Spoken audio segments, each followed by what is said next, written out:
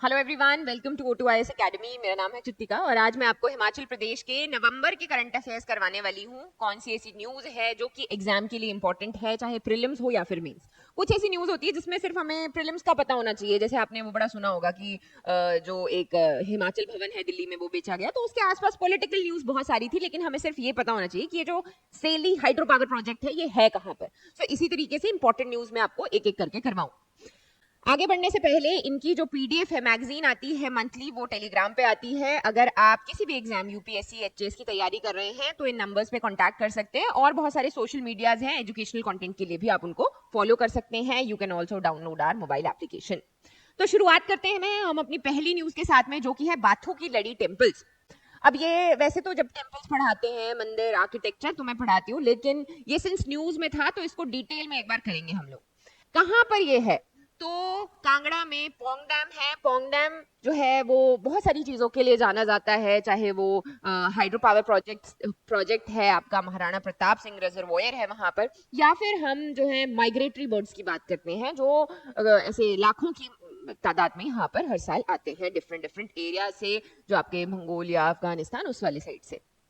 फिर यहाँ पर हर साल पानी में ये जो टेम्पल्स हैं ये डूब जाते हैं और थोड़े टाइम के लिए बाहर रहते हैं। अब इनके ये एक नहीं है, ये कई सारे हैं। सेम ऐसे ही गोविंद सागर लेक में भी हैं, और उनको हम लोग रंगनाथ टेम्पल्स बोलते हैं। इनको हम बाथू की लड़ी टेम्पल्स बोलते हैं। बाथू की लड़ी, लड़ी का मतलब होता है माला, तो ये सिंस बहुत सारे हैं तो इसको हमने माला बोला। और जो बाथू है वो पत्थर का नाम है, जो इसमें स्टोन यूज किया गया है उससे ये बने हुए हैं, जिसकी वजह से ये इंटैक्ट खड़े हैं आज भी, उतना डैमेज उनको नहीं हुआ है। रंगनाथ मंदिर जो गोविंद सागर वाले हैं उनकी अगर हम बात करें तो वो सालों पहले बहुत सारे हुआ करते थे। अब वहां पर दो कर बचे हैं, वो भी आने वाले कुछ सालों में गायब हो जाएंगे। कहां पर ये है? तो इसको हम लोग बोलते हैं जी हाल्दून वैली। हाल्दून वैली बहुत पुराने हैं। जब हम पुराने की बात करते हैं तो 1200 साल पुराने इनको गिनते हैं। उसके अलावा और बहुत सारी चीजें हैं, जैसे कि गुलेर रियासत यहाँ पर हुआ करती थी, उसी के राजा इसका ध्यान यहाँ पर रखते थे। ठीक है जी।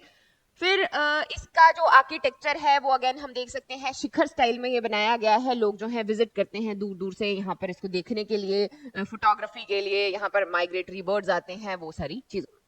इसकी अगर हम, कई रिपोर्ट्स जो है वो कहती है कि हिंदू शाही डायनेस्टी ने ये यहाँ पे बनाए थे। पक्का नहीं होता, हमें कुछ भी पता है, सिंस 1200 साल पुरानी बात है, लेकिन इस तरीके के जो फैक्ट्स हैं वो हमें याद रखने होते हैं कि किसने बनाए, तो हिंदू शाही डायनेस्टी ने। यूनिक आर्किटेक्चर है, इसको हमें बचाने की जरूरत है। आर्कियोलॉजिकल सर्वे ऑफ इंडिया जो है इसको यहाँ पर बचा सकता है। वो बहुत सारी कोशिशें भी करते हैं, लेकिन अगेन थोड़ा सा ट्रिकी है, तो फिर ये न्यूज में बने रहते हैं। अगेन फैक्ट्स आगे, हाल्दून वैली है। बद्री विशाल मंदिर भी इनको कहा जाता है। बाथू क्या है? जो स्टोन है उससे बने हैं। गुलेर स्टेट जो है वो इसका ध्यान रखा करती थी, मैनेज किया कर देती थी। और जो लॉर्ड विष्णु है उनके टेम्पल ये यूजुअली हुआ करते थे। अब जैसे हर साल पानी भरता है ना, तो अंदर भगवान जी नहीं है, तो बस तो ये ऐसे ही करके यहाँ पर बस है, मंदिर ही इन्हीं का स्ट्रक्चर बचा है। तो ये थे आपके बाथू की लड़ी टेम्पल्स। फिर आ जाते हैं हम लोग आगे जी, की जो हमारी सरकार है वो 400 करोड़ रुपए कमाएगी। खैर एक पौधा होता है, ये होता है जी खैर, जो कई लोग खैर बोलते हैं, कई लोग खैर बोलते हैं। तो इसकी ग्रीन फेलिंग की जाएगी। तो सबसे पहले ग्रीन फेलिंग या सिल्वीकल्चर क्या होता है, इसके ऊपर मैंने रील भी बनाई थी। सिल्वीकल्चर होता है पेड़ों की खेती करना बेसिकली। जैसे कि ये आपके, जैसे चंदन की खेती की जाती है साउथ में, सेम वे में हम क्या करेंगे कि यहाँ पर खैर लगाएंगे छोटे छोटे, फिर वो बड़े होंगे, ऐसे करके कुछ सालों के बाद में उनकी लकड़ी बेचेंगे, लैंड को क्लियर करेंगे, फिर से पौधे लगाएंगे। अब हिमाचल प्रदेश में ये 1996 से ही बैन है। बैन है यहाँ पर कंप्लीट की इकोलॉजिकली सेंसिटिव एरिया है, हमने इकोसिस्टम को बचाना है, तो यहाँ पर ये अलाउड नहीं था। फिर क्या हुआ? ये क्वेश्चन आपका एचएएस 2021 में भी आया था कि ऐसे कौन से तीन, उसमें स्टेटमेंट थी दी हुई कि सुप्रीम कोर्ट में इन तीनों की जो एक्सपेरिमेंटल ग्रीन फेलिंग है वो शुरू की, एक्सपेरिमेंट बेसिस के ऊपर, कि अगर हम चील, साल और खैर जो है इनको एक्सपेरिमेंट बेसिस पे इनकी ग्रीन फेलिंग या इनको काटना शुरू करते हैं, वो ट्राई किया। तो वो जो है यहाँ पर अप्रूव हो गया फाइनली, और अब जो है 3 डिस्ट्रिक्ट्स में यहाँ पर ये अलाउ किया जाएगा। अभी किया नहीं गया है, अभी सिर्फ ये नूरपुर में किया गया। तो यहाँ पर नूरपुर रेंजेस आती है कांगड़ा में, ये है बिलासपुर, यहाँ पर जो है उनका नाम है भराड़ी रेंजेस। और फिर आती है आपकी यहाँ पर सिरमौर में पौंटा रेंजेस। तो इनके जो नाम हैं वो आपको याद होने चाहिए। बहुत बड़ी बड़ी रेंजेस नहीं है, छोटी छोटी रेंजेस हैं, लेकिन अगेन इनके नाम हमें पता होने चाहिए कहाँ कहाँ पर ये अलाउ किया गया है। जब होगा तब और डिटेल देखेंगे कि किस तरीके से इससे जो आउटपुट है, या मतलब जो हिमाचल प्रदेश अपना बढ़ा रहा है यहाँ पर अपनी जो वेल्थ है, अलग अलग तरीके से इसको गिना जा सकता है। पर जब ये पूरी तरह से आगे हो जाएगा प्रोजेक्ट, तब इसको हम लोग देखेंगे। क्योंकि हिमाचल में ना जितनी भी न्यूज आती है, अगर आप ट्रिब्यून पढ़ते हो तो वैसी होती है कि हम ये करेंगे, हम ये करेंगे, वो करेंगे, तो वो जब हो जाए तब वो हमारी न्यूज के लिए इंपॉर्टेंट है। बट अगेन ये सिंस पक्का कर दिया गया है, तो खैर जो है वो आपको पता होना चाहिए, नूरपुर रेंजेस कहाँ पर है वो पता होना चाहिए। आगे बढ़ते हैं हम लोग। लॉ एंड ऑर्डर इंडेक्स जो है उसमें सोलन बहुत ही बुरा परफॉर्म कर रहा है। ये पिछले साल से भी मैंने आपको बताया था जब आया था गुड गवर्नेंस इंडेक्स। तो बेसिकली सोलन में हम लोग एक एरिया को जानते हैं जो कि इंडस्ट्रियल एरिया, बद्दी बरोटी वाला और नालागढ़, इसके बीबीएन बेल्ट इसको हम लोग बोलते हैं, वहां के नाम से जाना जाता है। अब यहाँ पे जो है बहुत सारी माइग्रेटरी पॉपुलेशन रहती है, बहुत सारे लोग जो है दूर दूर से काम करने के लिए आते हैं। यहाँ पर बहुत से केसेस होते हैं, चाहे हम ड्रग पेडलिंग की बात कर रहे हैं, मर्डर, थेफ्ट, रेप, यहाँ पर पूरे हिमाचल प्रदेश में सबसे ज्यादा ये केसेस। विमेन अगेंस्ट वायलेंस जो है वो बहुत ज्यादा है। तो अगेन ये इसी चीज की बात कर रहा है कि 12 डिस्ट्रिक्ट्स में से जो सोलन है वहां पर लॉ एंड ऑर्डर इंडेक्स जो है वो सबसे खराब है। सेम चीज हमें एक और जगह से जो देखने को मिलती है वो है आपका गुड गवर्नेंस इंडेक्स। अब जो गुड गवर्नेंस इंडेक्स है उसमें एक में से कुछ पॉइंट्स दिए जाते हैं हर एक डिस्ट्रिक्ट को, अलग अलग इसमें क्राइटेरिया होते हैं कि एनवायरनमेंट हो गया, जो आपकी एयर क्वालिटी हमने देखी, ट्रांसपेरेंसी कैसी है, सोशल प्रोटेक्शन कैसी है, ह्यूमन डेवलपमेंट, ये सारी चीजों को ध्यान में रखते हुए पैरामीटर्स के बेसिस के ऊपर कुछ रेटिंग की जाती है। अब हिमाचल प्रदेश में अगर हम लोग बात करते हैं तो सबसे जो 10th वो आपका इस पे आता है, लिस्ट में आता है, वो है सोलन। अगेन क्या था इसका, तो वो यहाँ पर जो इसको दिया गया है वो है आपका 0.502। वेयर सबसे टॉप परफॉर्मर जो है वो है कांगड़ा, और फिर आता है बिलासपुर। जो फर्स्ट परफॉर्मर रहता है उनको क्या 50 लाख रुपए दिए जाते हैं कि वो अपने डिस्ट्रिक्ट में लगा सकते हैं। सेम वे 35 लाख जो है बिलासपुर को दिए गए हैं। थर्ड पोजीशन पर आपका हमीरपुर है जहां पर 25 लाख रुपए दिए गए। तो इससे होता क्या है कि डिस्ट्रिक्ट्स को एक इंसेंटिव मिलता है कि गुड गवर्नेंस इंडेक्स में हम लोग को पैसा आए तो वो अच्छी जगह लगाते हैं, फिर आगे जो है ग्रो करते हैं।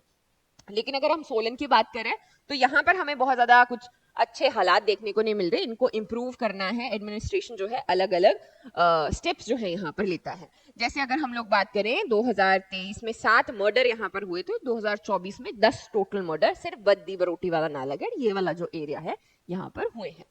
ठीक है जी। और भी बहुत सारी चीजें हैं, चाहे डाउरी थ्रेट्स हैं। अब इसके रीजन जो है वो भी आप लोग देख सकते हो क्या क्या है, वेयर एज और क्या क्या इसमें गवर्नमेंट क्या करेगी, स्टेप्स जो है वो क्या होंगे। जैसे यहाँ पर इन्होंने एक थर्ड आई प्रोजेक्ट चलाया था, ये वाली चीजें ना ऐड करनी होती है। थर्ड आई प्रोजेक्ट CCTNS के अंदर, अब CCTNS है आपका criminal and crime tracking network system. इसमें थर्ड आई जो है कि हर एक जितने भी पुलिस व्हीकल्स है उनके आगे कैमरा लगा होगा, मैक्सिमम जो भी गवर्नमेंट व्हीकल्स है, उससे क्या हुआ जो सर्विलेंस है वो ज्यादा हो जाती है कंपैरिजन में। तो ये एक बहुत अच्छा प्रोजेक्ट था, चल रहा है अभी भी, इसके फायदे भी देखने को मिले। बट अगेन धीरे धीरे करके लॉ एंड ऑर्डर जो है वो कम होता जा रहा है।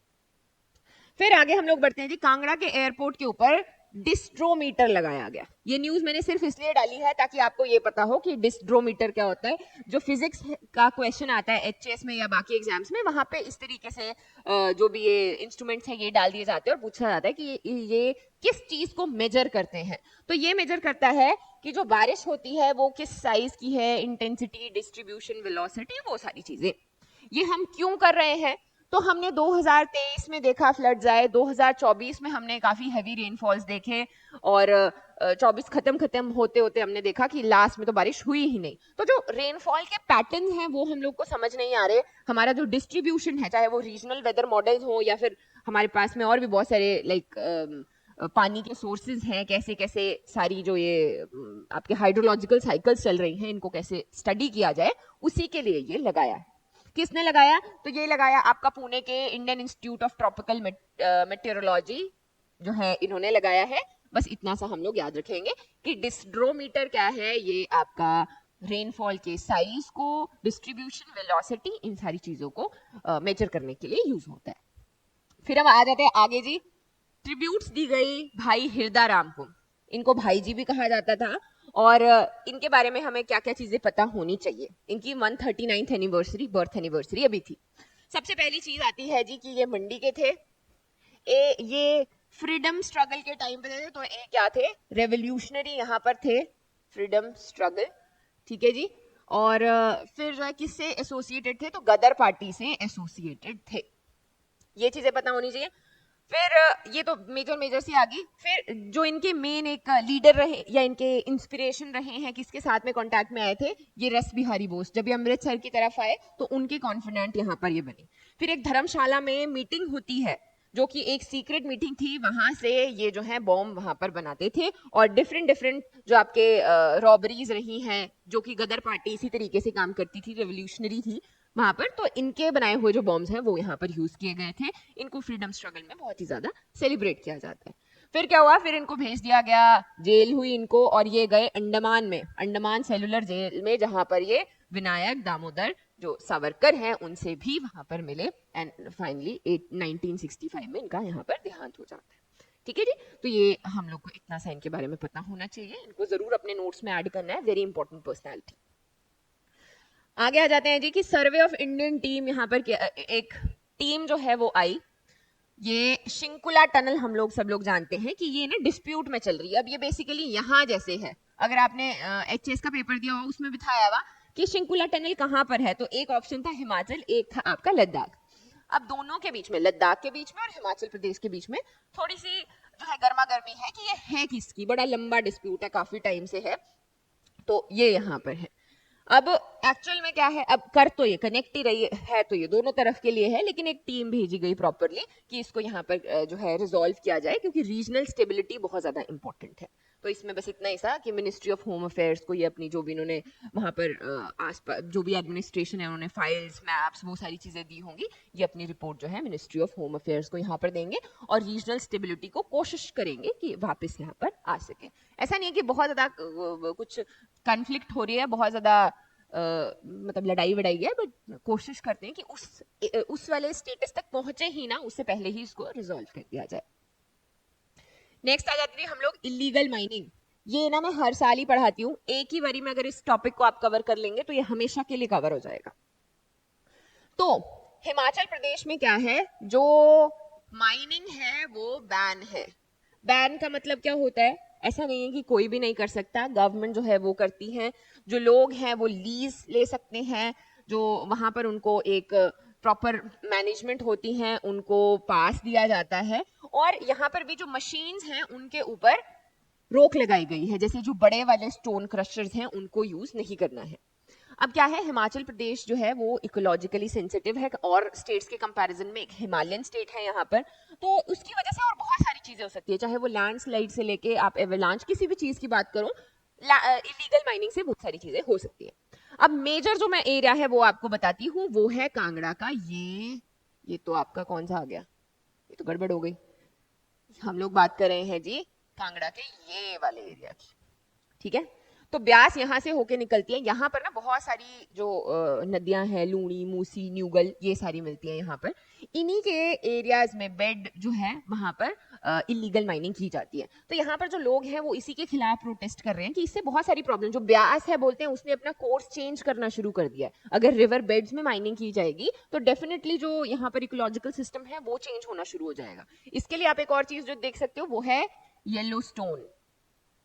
येलोस्टोन डॉक्यूमेंट्री देखना, वहां पर जो है, वैसे तो ये अमेरिका की है, लेकिन क्या हुआ वहां पर कि वहां पर सिर्फ एक स्पीशी गायब हुई। इधर वुल्फ्स खत्म होने की वजह से जो नदियां हैं, पहाड़ है, हर एक चीज का स्ट्रक्चर जो है वो चेंज हो गया वक्त के साथ में। बाद में वहां पर वुल्फ्स जब इंट्रोड्यूस किए गए तब सारी चीजें नॉर्मल हुई। सेम वे में हम लोग बात ये करना चाहते हैं कि जो ये इकोलॉजिकली सेंसिटिव एरिया होते हैं ना, यहाँ पर कोई भी छोटी सी भी छेड़छाड़ के साथ में बड़े प्रॉब्लम्स हो सकते हैं। तो इसीलिए कांगड़ा और बहुत सारी चीजें करता है कि कांगड़ा में जो इलीगल माइनिंग है वो नॉन बेलेबल ऑफेंस है। लेकिन अब क्या होता है, इकोसिस्टम इस तरीके का बना होता है कि सब लोग जो है वो कहीं ना कहीं किसी तरीके से इन्वॉल्व यहाँ पर होते हैं। लेकिन जो रेजिडेंट्स हैं, जो वहाँ के लोकल्स हैं, उनको कहीं ना कहीं पता है कि जो न्यूगल रिवर की हम लोग यहाँ पर बात करें, ये बहुत बड़ा प्रॉब्लम यहाँ पर हो सकता है। अब आपने थोड़े टाइम पहले ये भी सुना होगा चक्की रिवर, चक्की रिवर भी यहाँ से आती है ऐसे करके, उसमें एक ऊपर ब्रिज बना हुआ था, जब बहुत बारिश हुई तो वो भी टूट गया। अब उसका एक और कारण ये भी है जो नीचे यहाँ पर इलीगल माइनिंग की जा रही है। तो ये इतना सा ही है। इसमें आगे और क्या पढ़ना है आपको, सॉल्यूशंस, क्या क्या किया जा सकता है। इसमें आप जो है अपना इनोवेशन जो है वो लगाओ कि अगर कुछ इनोवेटिव जो है किया जा सकता है। उन्होंने कांगड़ा में नॉन बिलेबल ऑफेंस बना के रखा है, जो प्रॉपर एडमिनिस्ट्रेशन है वो चला के रखा है, बड़ी सारी चीजें की है, लेकिन फिर भी कहीं ना कहीं हमारे एडमिनिस्ट्रेशन की इम्प्लीमेंटेशन में प्रॉब्लम्स आ रहे हैं, तो उनको सॉर्ट आउट करने की जरूरत है। चलिए आगे बढ़ते हैं जी। छोटी सी न्यूज है, बद्दी जो है वो अभी एमसी से कॉरपोरेशन बन जाएगी और जो कुनिहार पंचायत है वो उसको भी यहाँ पर अपग्रेड किया जाएगा नगर पंचायत के लिए। बस इतना सही है। नेक्स्ट आगे बढ़ते हैं जी। फॉरेस्ट फायर, हिमाचल प्रदेश में आग लगना जो है वो एक बहुत बड़ा मुद्दा हो रहा है। पिछले साल हमने देखा कितनी सारी फॉरेस्ट फायर हुई। उसकी वजह से क्या होता है हम सबको पता है, आग लगती है, फ्लोरा फौना जो पौधे हैं, पक्षी हैं, जानवर हैं, उन सभी को घात पहुंचता है। और एरिया कितना है इसमें, तो आपका 11,000 हेक्टेयर के पास में फॉरेस्ट लैंड जो है वहां पर ये इम्पैक्ट देखने को मिला है। कितनी आग लगी, तो 686 जो है हमने 2024 में यहाँ पर आग देखी है, 23-24 में। ऐसा नहीं है कि ये वो हो रहा है, खराब होता जा रहा है सिनेरियो। अगर आप कंपैरिजन में देखोगे 18 में ज्यादा थी, 19 में कम थी, थोड़ी कंपैरिजन में कम हो रहा है, लेकिन जो इकोलॉजिकल सेंसिटिविटी है वो अभी ज्यादा बढ़ चुकी है। क्लाइमेट चेंज जो है वो भी एडअप हो गया है। फिर हम लोग बहुत सारी न्यूज देखते हैं कि किस किस तरीके से बड़े जंगलों में आग लगी हुई है, क्योंकि हिमाचल जो है वहां पर पानी ले जाना इतना आसान नहीं है। फायर ब्रिगेड जो है वो बहुत आसानी से नहीं पहुंच सकती है। अगर आग लग चुकी है तो वो घासनी तक चली जाएगी, फिर वो नेचुरल जो है नेचुरली बंद होगी। स्पेशली जो टेम्परेचर्स हैं वो भी एलिवेटेड है। फिर अब इसमें क्या पढ़ते हैं हम लोग, दो चीजें पढ़ते हैं, रीजंस क्या क्या है। इसको भी मैंने डिजास्टर मैनेजमेंट में बड़े डिटेल में पढ़ाया था। रीजंस आप अलग अलग देख सकते हो, एक तो आते हैं मैन मेड, एक होते हैं नेचुरल। तो ये दोनों का मिक्स रहता है, जो नेचुरल भी है और मैन मेड भी है। अभी जो क्लाइमेट चेंज है उसको मैन मेड भी बोला जाता है, और उसी की वजह से टेम्परेचर राइज करते हैं और फिर वो एक नेचुरल फैक्टर यहाँ पर बनकर आ। ठीक है जी। सबसे ज्यादा जो देखे गए वो देखे गए कुल्लू सर्किट में, which is like 127 fires total. तो ये डेटा हमारे पास में होना चाहिए जस्ट इन केस हम लोग को कहीं पे भी कोट करना हो। और इसके रीजंस और इसके सॉल्यूशन, जैसे कि चील का जो चिल्याफू बोलते हैं हमारे यहाँ पे, कि उसमें बहुत जल्दी आग पकड़ता है। वो बहुत सारी ऐसी कंट्रीज हैं जहां पर उसको पहले ही साफ कर दिया जाता है। तो उस तरीके का कोई ना कोई नया इनोवेटिव जो सॉल्यूशन है वो भी हम लोग ढूंढ सकते हैं कि सीजन आने से पहले ही हमने उनको वहां से हटा दिया। फिर आ जाते हैं हम लोग आगे क्रॉप डाइवर्सिफिकेशन प्रोजेक्ट पे। ये मैंने सिर्फ इसलिए डाला है क्योंकि ये न्यूज में रहता है। ये सारी चीजें अगर हम लोग भूल भी जाएंगे, आसान भाषा में इसको समझना है कि जापान इंटरनेशनल कोऑपरेशन एक एजेंसी है जो जापान से है। उन्होंने 1,000 करोड़ रुपए हिमाचल प्रदेश को दिए हुए हैं कि आपने क्रॉप डाइवर्सिफिकेशन प्रोजेक्ट में लगाने हैं। क्या इसका मतलब है, जैसा इसका नाम है, क्रॉप को डाइवर्सिफाई करना है, किसी एक चीज के ऊपर डिपेंडेंट नहीं रहना है कि हमारे पास में अगर हिमाचल प्रदेश में टोटल लैंड इतनी है, इसमें हम लोग धान उगा रहे हैं। ऐसा नहीं होना चाहिए। इसमें ऐसे होना चाहिए कि हमने मिलेट्स लगाए, थोड़ा हमने धान लगाया, कहीं पर हमने मक्की लगाई, तो मिलेट्स लगाए, वो मिक्स जो है वो इस तरीके का। और धीरे धीरे हमने क्या करना है, क्लाइमेट रिजिलियंट होता है कि अब बहुत सारी चीजें चेंज हो रही हैं, आग लग रही है, बारिश नहीं हो रही है, टेम्परेचर्स चेंज हो रहे हैं, तो हमारे पास में कुछ स्पीशीज ऐसी होनी चाहिए जिनके ऊपर टेम्परेचर का ज्यादा कोई फर्क नहीं पड़ता है। तो वो जो है फ्यूचर रहेगा आने वाले टाइम में। क्रॉप डाइवर्सिफिकेशन प्रोजेक्ट इसी की बात करते हैं। 2 फेजेस में जो है ये किया गया, नंबर 1 एंड नंबर 2। ये आप इनको देख सकते हो डिटेल में, आपकी जो मैगजीन है उसमें डिटेल में दिए गए हैं। हर बार मैं पढ़ाती हूँ इसको कुछ नहीं करना होता। मेंस में अगर क्वेश्चन आता है, इसको एज इट इज इसकी साइट हम लोग खोलते हैं, वहां पर 4 ऑब्जेक्टिव याद करने होते हैं, वही लिखने होते हैं और वही पूछा जाता है। चीफ मिनिस्टर जो है वो सुख आश्रय स्कीम की यहाँ पर बात कर रहे थे। हमने ये जब बजट आया उसमें पढ़ा, फिर हमने इकोनॉमिक सर्वे में पढ़ा, न्यूज में भी रहता है, वहां पे भी पढ़ा। इसके अनुसार, जैसे इसका नाम है सुख आश्रय, ऐसे बच्चे जो कि अनाथ हैं उन लोगों के हर एक नीड का जो है ध्यान रखा जाएगा, चाहे वो उनकी एजुकेशन है, उनका रहना सहना, उनके इमोशनल नीड्स हो गए, इकोनॉमिक सोशल, वो सारी चीजों का ध्यान जो है, यानी कि वो सरकार के बच्चे हैं, अभी उन्होंने उनको अडॉप्ट कर लिया है कि अब उनको हम लोग देखेंगे। इसमें एक चीज जो ऐड की गई है वो अब इसमें ऐड की गई, जो जितने भी अबैंडन्ड बच्चे हैं, ऐसे बच्चे जिनको उनके माँ बाप ने किसी भी कारणवश छोड़ दिया है, उन सबको जो है इसमें अब ऐड किया जाएगा। इसकी थोड़ी अगर डिटेल हम लोग देखें तो कुछ इस तरीके से रहती है कि स्टार्टिंग में जो है जो 14 साल से नीचे के बच्चे हैं उनको 1,000 रुपये पर महीना मिलेगा, फिर 14 से 16 के 2500, फिर ऐसे आगे आपके 4,000। हायर एजुकेशन का जो एक्सपेंस है वो सरकार उठाएगी। तो ये सारी की सारी चीजें जो है आपके सरकार के बच्चे हुए सुखाश्रय, याद रखेंगे इसमें अबैंडन्ड बच्चों को जोड़ दिया गया है। नेक्स्ट आ जाते थे हम लोग कि 2 बड़े स्टेप जो है डिजास्टर मैनेजमेंट के लिए सरकार लेगी। ये अभी आसान भाषा में ये है कि होम गार्ड्स को ये रिस्पांस मैनेजमेंट में जो है ऐड कर रहे हैं। अब हमारे पास जब हम लोग बात करते हैं डिजास्टर मैनेजमेंट की तो उसमें एक national disaster management force NDRF response force रहती है और फिर एक स्टेट डिजास्टर रिस्पांस फोर्स रहती है। ठीक है, साथ में लिखा जा रहा है यहाँ पे SDRF जो है वो रहती है। अब हम लोग इसमें हैं साथ में इंक्लूड करने को बोल रहे हैं कि होम गार्ड्स को जो है वो भी इंक्लूड करेंगे। हिमाचल में फ्लड्स देखे गए हैं और बहुत सारी चीजें, बारिशें हो जाती हैं, लैंडस्लाइड्स होते हैं, तो क्या रहेगा कि होम गार्ड्स के जो डायरेक्टर जनरल हैं उनको भी इसमें ऐड किया जाएगा, रिस्पॉन्स अच्छा रहेगा कंपैरिजन में। ये न्यूज ये बात करती है।